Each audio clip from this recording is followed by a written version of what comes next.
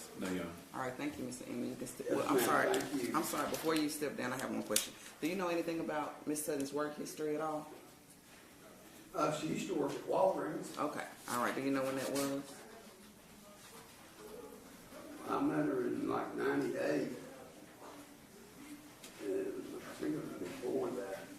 Okay. Or do you know how? So that's the only thing you know. She previously did work at Walgreens. Yes, ma'am. Anything else about her work history that you might know? No, ma'am, it really isn't 6 years, you know. She did work when we were homeless. Okay. That's all. All right. Thank you. Yes, all right, ma'am. step down, sir. Thank you. All right. Anything further from the defense? No, Your Honor. Anything from the state? No, Your Honor. All right, argument from the defense, I guess, in light of the previous testimony I heard and Mr. Emmons' testimony.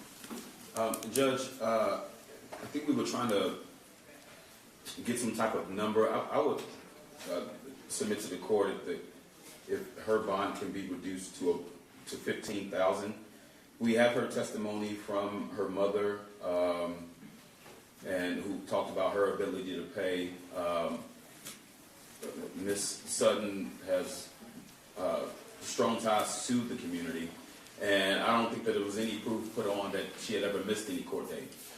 The court had continued this particular bond hearing to hear about Mr. Inman, who was testified about in the first hearing, and Mr. Inman testified that it started off as a relationship, and he's willing to have her stay at his place.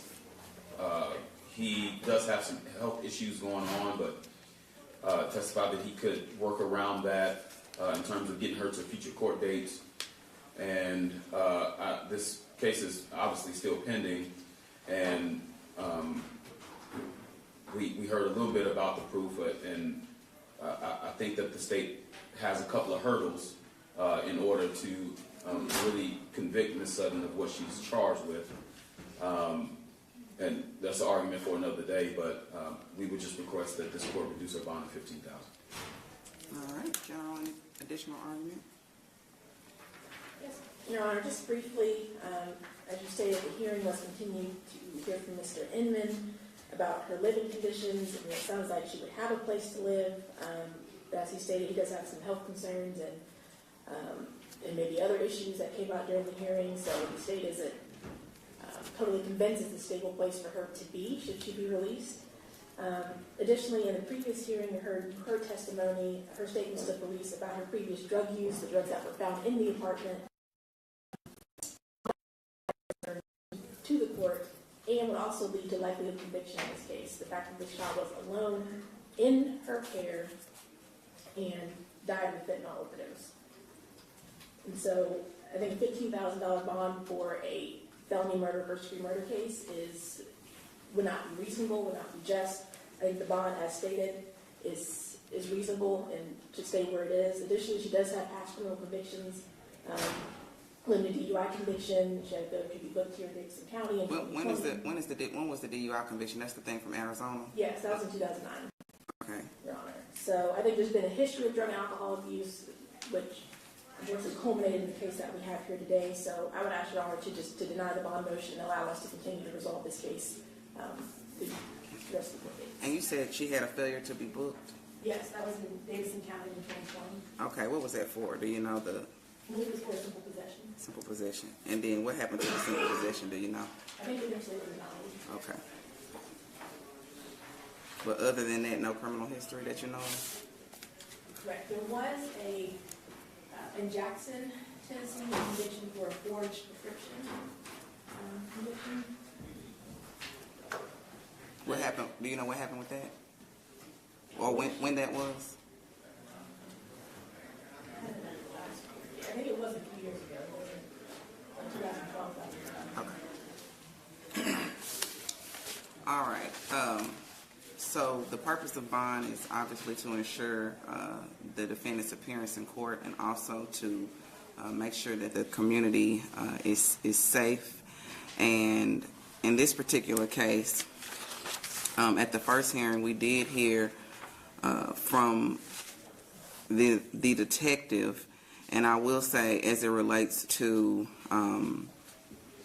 the nature of the offense obviously is an egregious offense, and the allegations of a child dying over a drug overdose is egregious. Those facts are egregious. I think the likelihood of conviction in that particular bond factor weighs in favor of the defendant in this particular case, based on the evidence that I heard at the last court date about multiple people having come into contact with the child at that time, the timeline that the detective tried to put together. So I think that factor weighs in favor of the defendant. As it relates to her length of residence in the community, I believe her mother testified that she was born and raised in Nashville, so that weighs in her favor as well. Her employment status, I didn't hear a lot of information about her employment status and history, so that's going to weigh against her and in favor of the state. It seems as if she does have, I think her mom testified that she does live in another county, about 2 hours away. I know her mother testified about having custody of 2 grandchildren. Are those Miss Sutton's children? Oh, other grandchildren. Okay. And then Miss Sutton doesn't have any children. Okay. All right. And so I think there are some factors that weigh in favor of Miss Sutton. There are also some factors that weigh in favor of the state. And so I'm going to take this under advisement, and I will issue a written order by Monday and let you all know what my decision is going to be. And then you can just get a new date for next year for discussion. All right? You can step back, Ms. Sutton. All right, I'm going to take a quick recess. Give them an opportunity to pack up their things and get their microphone, and then I'll come back out and take some of these pleas that we have. Court is in recess.